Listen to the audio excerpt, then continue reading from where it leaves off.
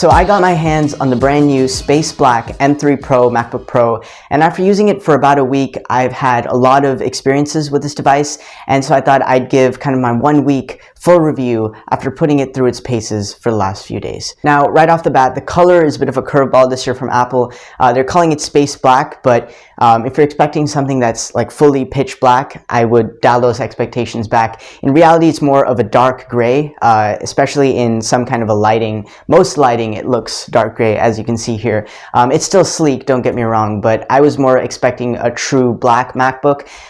This isn't quite there. Now, despite my wish for a darker shade, let's talk about what Apple nailed overall in this new finish or new color, and that's the finishing process they've got. It's really resistant to fingerprints, and this means you can actually use it day to day without having any issues. Now, usually we have some kind of a issue with these darker MacBooks, or at least darker laptops, especially with the silky finish, but it's pretty resistant to fingerprints.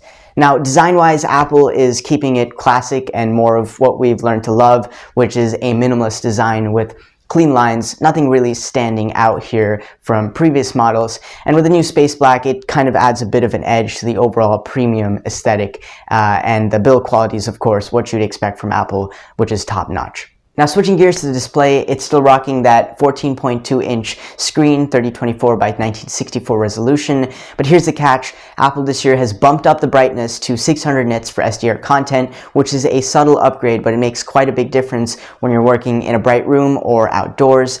And the display's color accuracy is obviously nothing short of impressive, whether you're editing photos, watching videos. Basically everything you're doing on the screen looks extremely sharp, vibrant, and super crisp. Apple has really figured out how to perfect their displays over the years, and you can really tell with this. Back to the Space Black color for a minute. It's exclusive to this model, and you can also get the sleek black MagSafe cable, which I think is a nice touch. Unfortunately, they didn't fully commit to it because the charging brick is still white, which I think looks a bit weird when you connected a black MagSafe cable to it. As for durability, this thing feels pretty sturdy. I mean, we've known that MacBooks are pretty sturdy, but the real test will obviously come with day-to-day usage, and we'll see how the Space Black holds up over time, mainly with how the paint and finishing holds up with scratches and everyday wear and tear. A lot of people I know are now buying the Silver Macs over the Space Gray ones because of how easily the Space Gray Macs have scratched up in the past. So we'll have to see, especially with a color that's even darker than Space Gray. So next, diving right into performance, this is where the M3 Pro and MacBooks these days in general stand out from any other laptop on the market. The M3 Pro chip in this MacBook has seriously upped the game over my non-silicon MacBook, which I use daily. And although there isn't much of a difference or noticeable boost over something like the M2 Pro for everyday tasks, it is still a significant upgrade. Now, I've been putting this laptop through its paces over the last week, like I've said, and it's handling pretty much everything I throw at it with absolute ease. I haven't really come across any task which even turned on the fans to a high extent, let alone slow down the computer. For the specs, the M3 Pro comes with 18 gigs of RAM. More RAM, of course, means smoother multitasking and handling heavy-duty tasks like a pro, whether it's video editing, graphic design, or just a crazy number of tabs open in Chrome. This computer doesn't have any issues handling those tasks. Now, the computer has a mix of performance and efficiency cores, 5 of the performance cores and 6 of the efficiency cores. What does this mean for everyday users? Well, it translates to a performance bump that's noticeable. I'm seeing quicker app launches, faster file transfers, and smoother overall performance compared to much older generations. But a general point I want to reiterate here is it's not much of a noticeable difference, especially for everyday tasks, over something like the M2 Pro and even over the M1 Pro. And for my fellow content creators out there, this is where you'll appreciate the M3 Pro the most. Video editing on this machine is absolutely fantastic. Rendering times are down, playback is smooth, and yeah, there's basically no lag, even with the multiple effects and layers I use in Final Cut Pro. In fact, I edited something earlier today for a client, and this laptop handled it like a champ.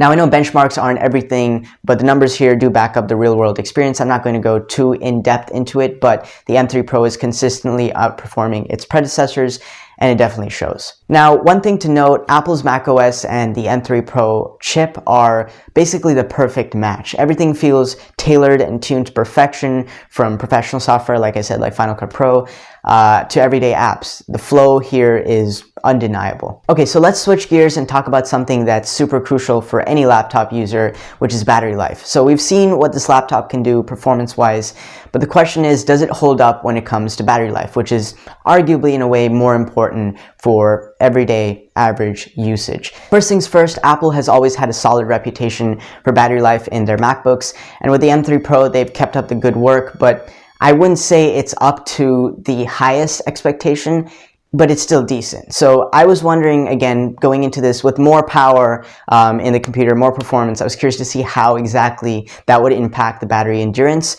So I put this MacBook kind of through a real-world battery test, or a real-world day-in-the-life usage, and we're talking about a full day here of mixed usage, video editing, coding, browsing, and some other general stuff. And it held up decently well. I got through the entire day without ever needing to plug it in. That's impressive, but I did get down to like low battery, it was around 9%, and I did think that it could have been better. Apple, I think, claims some pretty impressive numbers for battery life on the M3 Pro on their website and in their keynote, and in my testing it came somewhat close. Again, that's why I'm not as impressed. But that's probably because I pushed it a bit with some of the intensive tasks nonstop in that daily usage, or the one-day usage, and that's probably why that happened. But I think for normal usage, you're looking at all-day battery life without much issue whatsoever. And when it comes to charge, you have, of course, the included MagSafe charger. Gets the job done fast, it's convenient, quick, and the magnetic connection is... it's good. It's great. It works great, and I think the biggest thing is if you yank it out by mistake or trip on it, it's not going to pull the whole computer down like it might have before the MagSafe era.